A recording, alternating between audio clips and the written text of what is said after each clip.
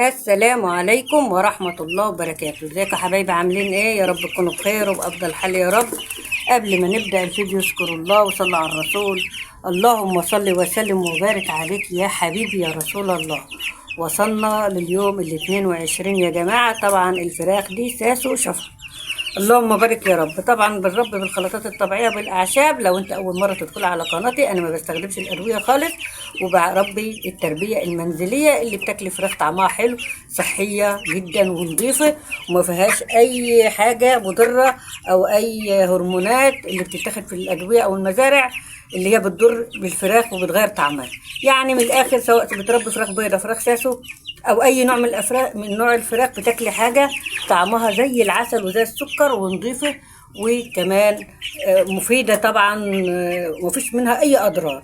اللهم بارك يا رب. طبعا بقالنا كام يوم شغالين على زياده الوزن. النهارده اليوم ال 22، قدامنا كمان يومين كده ولا حاجه ونبتدي نغير العلف. عندنا فراخ وصلت النص كيلو يا جماعه، ما شاء الله. طالما الفراخ بدات توصل نص كيلو المتوسط بتاعها، ممكن نغير العلف على طول وقلبنا جامد. قدامنا كمان يومين كده ولا حاجه ونبتدي ان شاء الله نغير العلف باذن الله تعالى. يمكن الفيديو الجاي هيبقى فيه تغيير العلف. الناس كتير بتسالني بتقول نغير العلف امتى؟ هتغير العلف على يوم ال 24 25 26. اهم حاجه الفرخ بتاعك يكون وصل نص كيلو. ما تغيريش للفراخ سواء ابيض سواء ساسو الا لما توصل نص كيلو. طبعا الابيض بيوصل على 15 يوم 16 يوم بيجيب النص كيلو وبيعدي كمان، لكن الساسو بيقعد ال 24 25 26 على ما يجيب النص كيلو. طالما وصل نص كيلو على العلفه اللي هي تركيز 23، هنبتدي نغير لنامي تركيز 21. ما شاء الله ما شاء الله. هنعمل خلطه بقى النهارده. الخلطه دي بجد هتنقل الفراخ نقله حلوه قوي قوي. يعني عاوزين الفراخ تفور معانا بقى وتدينا اوزان حلوه، وفي نفس الوقت نحافظ على الفراخ مناعه عاليه، مفيش امراض، مفيش اسهالات، مفيش عطس، مفيش خنفره، تهويه حلوه قوي. اهم حاجه نظافه المكان، تطهير المكان باستمرار. الحاجات دي يا جماعه اهم من الخلطات. التهويه مع النظافه اهم من الخلطات، واهم من العلاج، اهم حاجه في دوره الفراخ نظافه وتهويه. الفرخ لو ما خدش التهويه الصح عمره ما هيديكي وزن صح. ناس بتقول نذبح الفراخ امتى؟ هتذبح الفراخ على عمر شهرين. شهرين يا جماعة أفضل وقت لذبح الفراخ الساسو، علشان تديكي وزن مناسب. هي من عمر 45 يوم عاوزة تذبحي للناس اللي بتحب الأوزان الخفيفة شوية، هيديكي كيلو ونص مثلا أو 2 إلا ربع. عاوزة تذبحي على 45 يوم اذبحي، يبقى الفرخ يتذبح ما يقولش حاجة. لأن في ناس بتسألني بتقول لي نذبح على 45 يوم. يعني براحتك. في ناس بتحب الفراخ مثلا وزنها كيلو ونص 2 كيلو بالكتير، فحابة تذبحي اذبحي، لأن الفرخ أصلا بيبقى ناشف عن الأبيض أصلا. يعني في الوقت ده لو ذبحت منه هتلاقيه ناشف عن الابيض. بس عشان تاخدي وزن صح وتاخدي مجهود وتاخدي نتيجه حلوه وتعبك ما يروحش على الفاضي، ما تذبحيش الا على العمر شهرين، لان الاوزان معاكي بتوصل ل 3 كيلو، فبتكون نتيجه مرضيه. حتى لو بتبيعي او بتذبحي لبيتك هتكون النتيجه مرضيه باذن الله تعالى. الخلطه بقى النهارده هتوصل الاوزان بتاعتنا للسما. صلوا على النبي بقى وحط لايك بايديك الحلوه كده، وتعالي نحضر خلطتنا. نقول بسم الله الرحمن الرحيم ونبتدي نحضر الخلطة. معانا كيلو ونص علف باري تركيز 23. الخلطة بتاعت النهاردة رفع المناعة وزيادة الوزن. هنحط ايه وعلاج الإسهال. هنحط أول حاجة طبعا معلقة الزعتر، مطهر معوي قوي جدا، وكمان بيقضي على جميع الإسهالات. وهنحط كمان معلقة من الكركم. الكركم ده يا جماعة كنز. الكركم ده كنز لزيادة الوزن. معانا بقى الخلطة الجبارة، مكوناتها حلوة قوي ومتوفرة في كل بيت. بجد هترفع الوزن معاكي جدا، وكمان يعني هترفع المناعة كمان. هنجيب بصلاية ونص بنجراية وليمونة بقشرها وخمس 6 فصوص توم ومعلقتين خل، وهنفرمهم مع بعض. تفرمهم في الخلاط، تفرمهم في الكبة اللي يريحك. بصلاية حلوة وسط، ونص بنجراية مش كبيرة قوي، وليمونة بقشرها، وخمس فصوص توم او 6 فصوص توم لو رفيعين شوية، وكمان معلقتين من الخل. قسما بالله الخلطة دي لو عملتها لفراخ كل يوم ما هتزعلها ولا تضرها. وكمان هترفع الوزن جدا جدا معاك، وهتخلي التحويل سريع، وهتخلي فراخك تشيل اوزان جبارة. هناخد كل الجمال والحاجات الحلوة دي كده وهنحطها لهم على العلف. شايفين الخلطة لوحدها تفتح الشهية بدرجة 100%. الخلطة دي يا جماعة تفتح شهية الفراخ درجة 100%، وهترفع المناعة وهتزود الوزن وهتخلي الأوزان في السماء. كده نخلط كل الجمال والحاجات الحلوة دي. اللون اهو يا جماعة، الفراخ أول ما بتشوف اللون الأحمر ده بتنجنن. الفراخ عندك لو ما بتاكلش واكلها ضعيف وسحبها في العلف ضعيف، اعملي لها بنجر مع بصل صدقيني واتفرجي. اول ما هيشوفوا اللون كده بالشكل اللي انتوا شايفينه ده اهو، شايفين عاملين ازاي؟ ما شاء الله ما شاء الله. الخلطة ديت هتظبط الوزن معاكي جدا وتخلي الأوزان في السماء.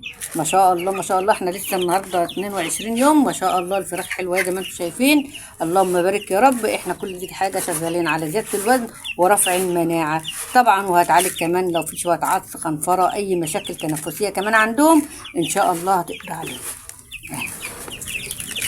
خلطة بس بجد بجد خلطة من أجمل الخلطات اللي بترفع الوزن وبتعالج الإسهال. طبعا انتوا عارفين إن الكركم لوحده بيرفع الوزن جدا، وشوية الزعتر اللي حطيناهم هيقضوا لو في أي مشاكل معوية أو شوية إسهالات إن شاء الله هيقضي عليها.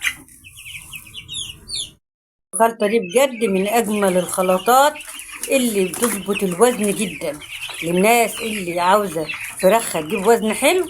الخلطة دي بجد هتنقل الفراخ نقلة حلوة. لو بتشتكي بقى من ضعف الوزن أو من قلة التحويل أو الفراخ بتاعتك ضعيفة، اعملي الخلطة دي هتبقى نتيجتها 100 بإذن الله تعالى، لأن انت حافظت على الفراخ من الإسهال واديتهم فيتامين طبيعي، مضاد حيوي طبيعي، فاتح شهية طبيعي.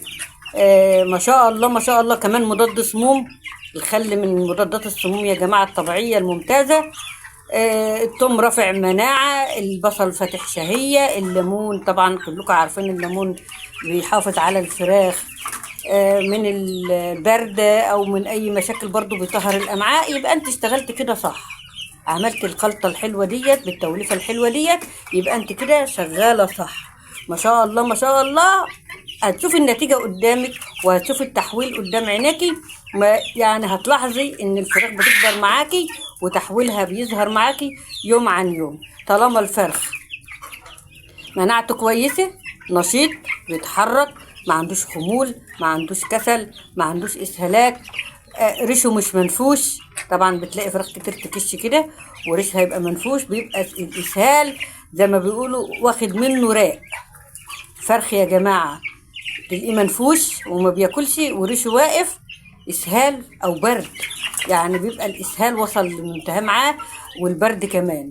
يبقى التهوية احنا في الصيف ما بنقلقش خالص من موضوع البرد الايام دي، بس مش معناه كده ان انت تسيبهم طول الليل مثلا في الهواء الطلق، لا، لازم برضو بالليل تاخدي بالك ان التهوية تبقى حلوة، وفي نفس الوقت ما يبردوش. برضو بالليل متأخر ممكن الجو يبرد فجأة، ممكن الفراخ تزعل في الوقت ده.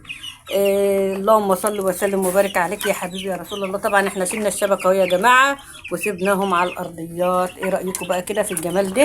اهو ارضيات البلاستيك اهيت، انا شلت الشبكة خلاص. هم ما شاء الله حجمهم كبر ومعروش محتاجين شبك خالص.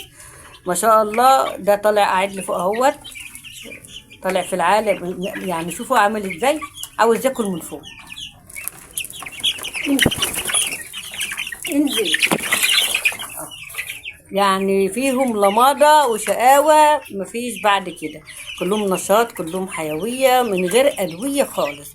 بيتك عمران بكل حاجة بسيطة تديها للفراخ بتاعتك. انت لو رحت جبت ازازة دواء واحدة يقولك ب60 جنيه وب50 جنيه وب70 جنيه، والله الحاجات اللي انا حطيتها لك اللي قلت لك افرموها مع بعض في الخلاط ديت تغنيكي عن اي حاجة ممكن اي بطر يديها لك، سواء فتح شهية، سواء مضاد حيوي، سواء زيادة وزن. الحاجات ديت خلاف ان انت انها بتحسن طعم الفراخ. الحاجات دي من الحاجات اللي بتحسن طعم الفراخ وبتخلي طعم الفراخ، يعني الناس اللي ربت في البيت هي اللي عارفة معنى الكلام اللي بقوله. الناس اللي بتربي في البيت وكالت فراخ من تربية ايديها عارفة معنى اللي بقوله. كمان خلاف كده موفرة، بتوفري كتير كتير كتير. محدش يقول ما التربية ما بتوفرش، لا، التربية بتوفر كتير. وأهم حاجة النظافة والطعم. نظافة الفرخة وطعم الفرخة يعني لوحدهم لهم تمن لوحدهم. النظافة يا جماعة يا جماعة وطعم الفراخ الحلو دي حاجة برضو لها تمن لوحدها. يا رب ما كنتش طولت عليكم، والسلام عليكم ورحمة الله وبركاته.